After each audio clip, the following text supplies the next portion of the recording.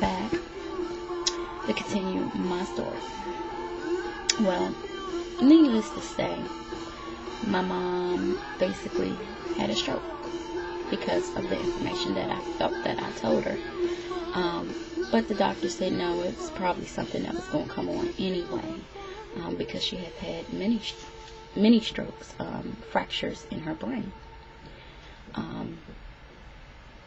I know the terminology now. I'm going to tell you, I know a lot of stuff about medical stuff now. But anyway, let's just go there. So I thought it was my fault because I'm always the big mouth of the family. That's why me and my father never got along. Because I'm the type of person that would get in your ass. I'm going to ask why. I'm going to ask, why do I have to do this? What do you mean by that? I'm going to ask you questions. Because that's me. And I get it from my father. And, he didn't recognize that I'm basically acting like you. So, anyway, my mom had a stroke. And I had to step up to the plate. I guess because my daughter has ADHD. And my daughter's nothing wrong with her mentally. She's just on a different stage than everybody else. She's a late bloomer, I say. But she does have some tics and stuff that I know of, she can't focus sometimes. So she's on medicine. A lot of people say you shouldn't put her on medicine, but that's another story. Mind your business. So, if you feel that way, mind your business. Because she's doing great. She's on honor roll. So, she used to be on honor roll until, she's feeling herself now. So, but she's in AP classes, so honor classes. So, if you feel like medicines don't work, if your child had diabetes, you will give her medicine. But we're not gonna talk about that.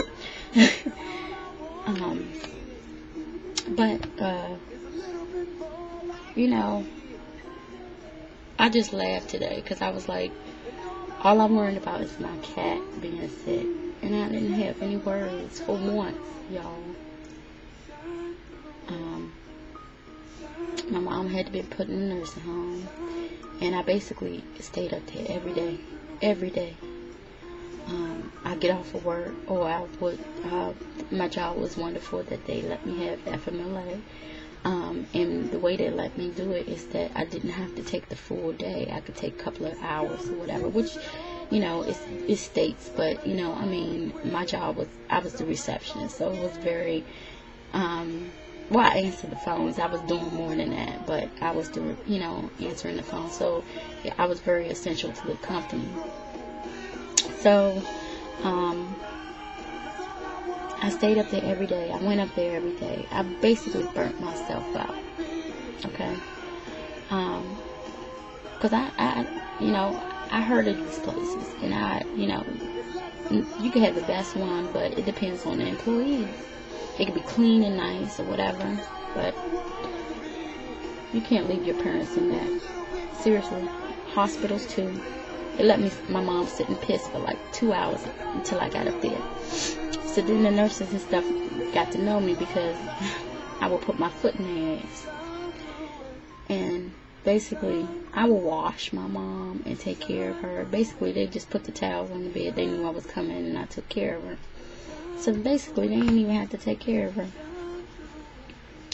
I braid her hair. I took care of her. I still take care of her. She lives with me now. And it was a very hard thing to see. Very hard to see someone right before you lose their shine in their eye.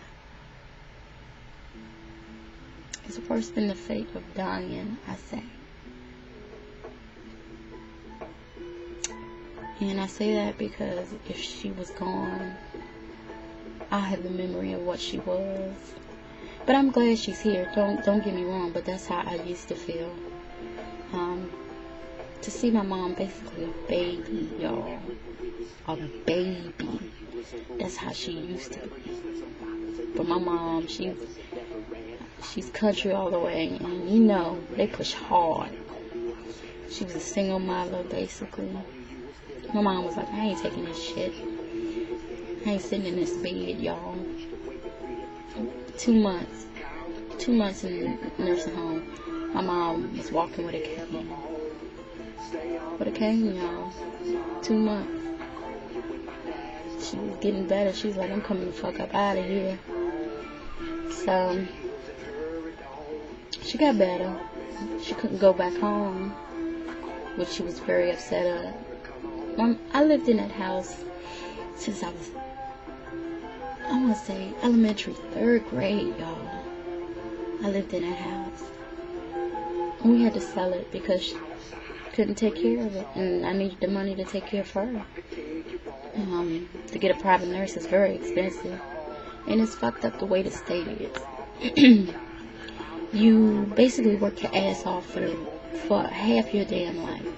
And because you have a car and a house in your name, they won't give you shit.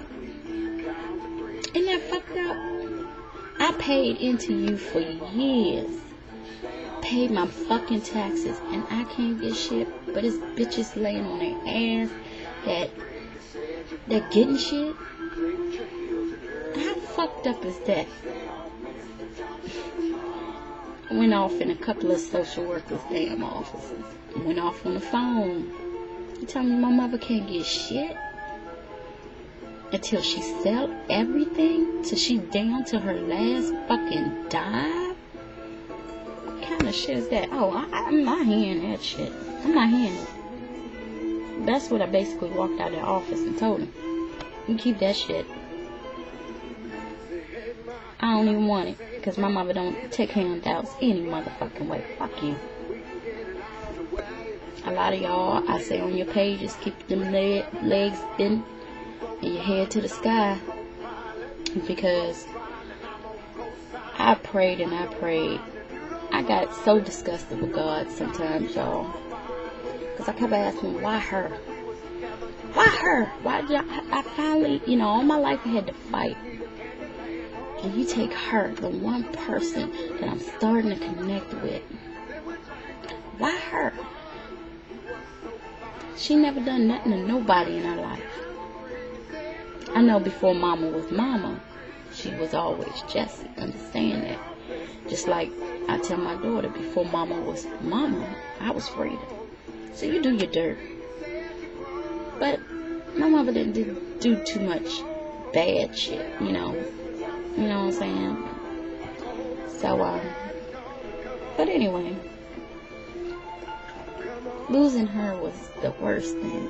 But she's doing good, y'all. Then she had her 3rd stroke. I was home with her again. And I kept asking her, she looked funny again, and I kept asking her, what's wrong with you? You don't seem yourself. Oh, I'm fine, ain't nothing wrong. She was scared to death. She hated doctors. Doctor would ask her something. My mom's stubborn, I'm gonna tell y'all. My mom always been a nice person, but the dementia made her cuss and fuss and nasty. And I never seen my mom like that. And that was really, really, really hard. Because I was like, who is this person? But it always lived in her, because she's always been dominated by someone or something in her life. So I guess that was her, other side saying, look, I'm tired of this shit. So, yeah, she had a 3rd stroke with me. I basically called her. I told her, I said, something ain't right. She bust out crying. She knew she had to go back to the hospital. She knew what that meant. Back to the nursing home. She was there for 2 weeks, y'all. They kicked her out. They said, oh, this is all we can do for her. I didn't know how to take care of her, how to put her in the car. They just gave me a bag of medicine and sent me on my motherfucking way. I had to learn how to do everything. Well, I'm going to have to go to take 3, y'all.